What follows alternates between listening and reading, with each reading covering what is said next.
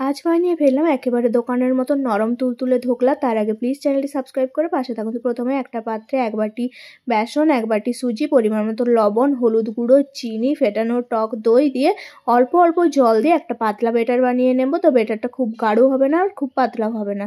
এবার ঢাকা দিয়ে রেখে দেবো কিছুক্ষণ পর সাদা তেল দিয়ে আবারও কিছুক্ষণ ফেটিয়ে নেব। এবার দিয়ে দিচ্ছি ইনো দিয়ে আবারও কিছুক্ষণ ফেটিয়ে নিয়ে একটা পাত্রের মধ্যে ঢেলে নেব।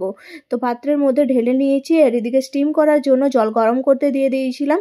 জলটা গরম হয়ে এসছে। এবার স্টিম করে নেব 15 থেকে 20 মিনিট। 15 থেকে 20 মিনিট পর দেখুন ধোকলাটা কতটা ফুলে উঠেছে। এবার একটা চামচের সাহায্যে চেক করে নিলাম। এবার নামিয়ে নেব এবং ঠান্ডা হতে দেব। তড়কা লাগানোর জন্য কড়াইতে দিয়ে দিয়েছি সাদা তেল। এবার দিয়ে দেব সাদা কালো সর্ষে, চেরা কাঁচা লঙ্কা, কারি পাতা, পরিমাণ মতো জল ও চিনি। এবার একটা সিরাম বানিয়ে নিলাম। এদিকে ধোকলাটাও ঠান্ডা হয়ে এসছে। এবার পিস পিস করে কেটে নেব।